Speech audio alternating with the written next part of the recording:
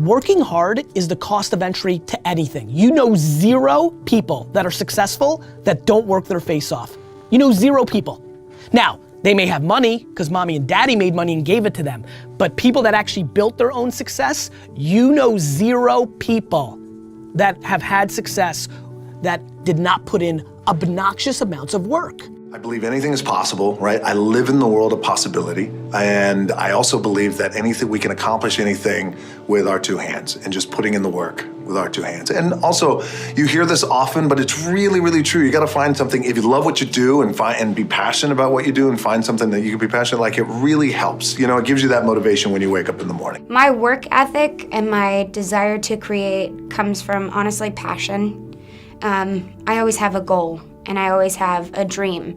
So whether it's, creating a song that's going to be a single, or it's going to be an album that I'm most proud of, or a really high note on my album that I really want to be able to sing, or a Grammy one day, or a nomination one day, I don't care, it'd be awesome. I always have passion behind it. So whatever it takes, I'm gonna work hard and just continue to follow my dreams because I have the passion behind it. So how do I find my passion? My simple model, which is the Dharma model, Dharma means eternal duty in the Vedic tradition. It's very similar to what Ikigai is being spoken about today, which is the Japanese version of reason for being. Why do we live? Where is meaning coming from? And it talks about an intersect of 4 areas. What am I good at? What do I love? What does the world need, and how do I get paid for it? To me, those 4 help you unlock your passion. When you find the intersect across all of those 4, you're making your passion your purpose. You'll unlock your passion, you'll find your purpose. This is path 1, there's 2 paths. Path 1, I find my skill set and I engage it to help other people and become better at it. So I'm becoming better at what I'm good at and I'm using it to help other people because I'm aware of what I'm quite good at and I know what knowledge I have, what skills I have. I have some self-awareness.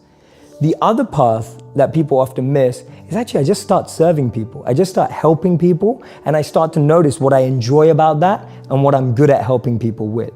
So that's Gandhi's part. Gandhi said that you find yourself when you lose yourself in the service of others. So for me, those are the 2 paths of how do I find my passion and finding the intersect between those 4 areas. People say you have to have a lot of passion for what you're doing, and it's totally true. And the reason is because it's so hard that if you don't, any rational person would give up. It's really hard, and you have to do it over a sustained period of time. So if you don't love it, if you're not having fun doing it and you don't really love it, you're gonna give up. And that's what happens to most people, actually. If you really look at the ones that ended up being successful, unquote, in the eyes of society and the ones that didn't, oftentimes it's the ones that are successful loved what they did so they could persevere when it got really tough. And the ones that didn't love it quit because they're sane, right? Who would want to put up with this stuff if you don't love it? So it's a lot of hard work and it's a lot of worrying constantly. And if you don't love it, you're gonna fail. So you gotta love it, you gotta have passion. My 3 E's are element, environment, and energy.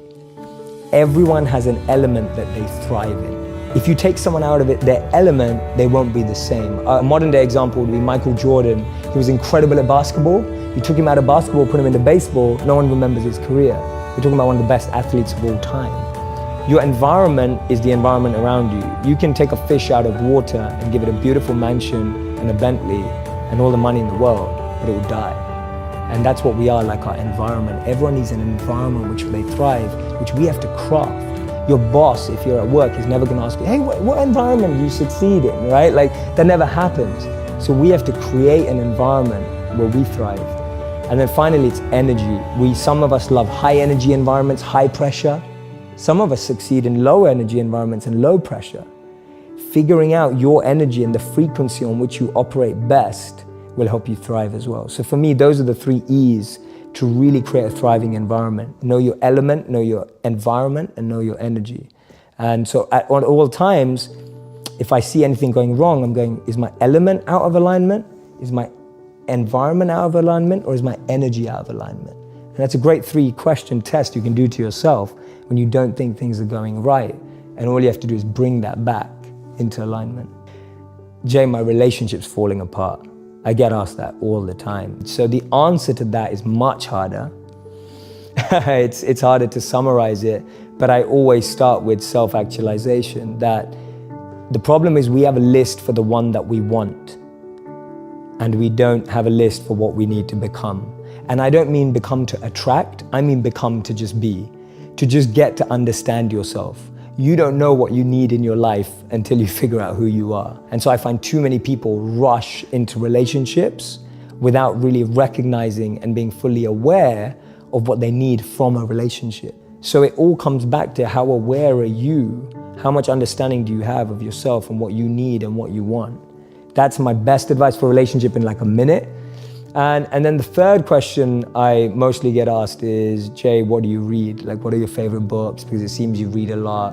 What are your top 3 books? They're not groundbreaking in the sense that people may not be like, oh my God, that's the best book I've ever read.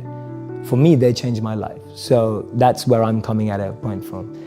I love Start With Why by Simon Sinek. And not because I applied it to businesses, because I applied it to my life. And even today, I'm constantly refining my why. That's all I do every day. My deepest morning routine and practice is to refine why I do what I do. It's so easy for me to now do it for money. It's so easy for me to now do it for followers. It's so easy for me to now do it for fame.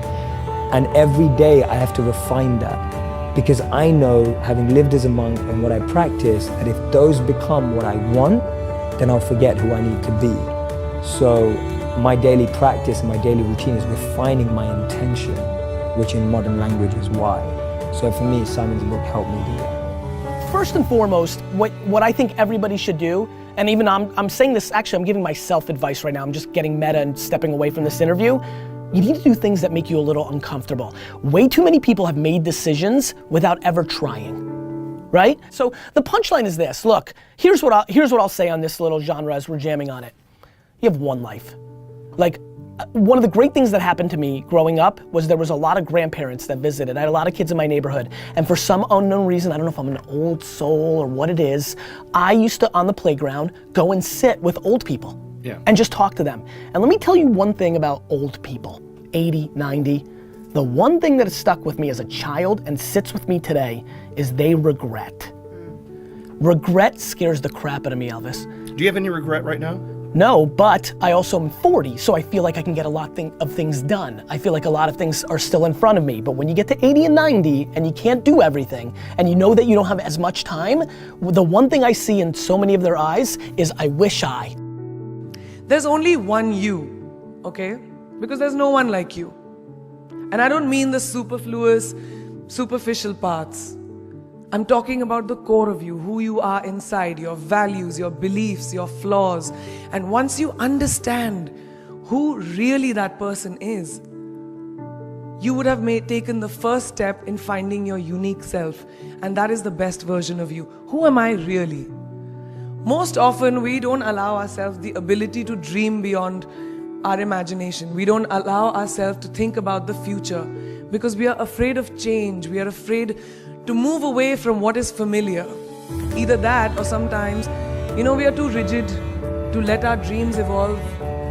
Loosen up, shake it off a little bit. Change is the only constant thing in life, and you are never too old or never too experienced to learn something new. Believe that you have everything already as your Brahmastra in your will to be able to be and achieve your dreams. Be fearless. I know I wanted to become an aeronautical engineer. What am I today? I'm an actor, I'm a singer, I'm an author, I'm a producer, I'm an artist. How did I go from becoming an engineer to all of these things? I made choices. The choices that I wanted for myself. So that is my rule number 2. Let your dreams fly. Give them wings. Be who you want to be just by being fearless. Now, opportunities. That's another important part of being fearless. They're a very funny thing, these opportunities. They don't come very often. They come far and few in between. But when they do we recognize them? Our job is to recognize them and make the most of them. I look back on all the things that I've done and I marvel at the opportunities that came my way. Miss India, Miss World, when I was in Bareilly in army school. My first film offer, my first music single, the first film I actually produced. There was never a plan, ever. More like the universe sort of guiding me towards these opportunities. All I had to do was recognize them and make sure I worked so hard that I squeezed every drop out of these opportunities. This, ladies and gentlemen, is called drive. It's called ambition. So no matter where you are in life, rule number 3 is you have never arrived enough to explore new opportunities. And there's nothing wrong with being ambitious. You will need to find your passion.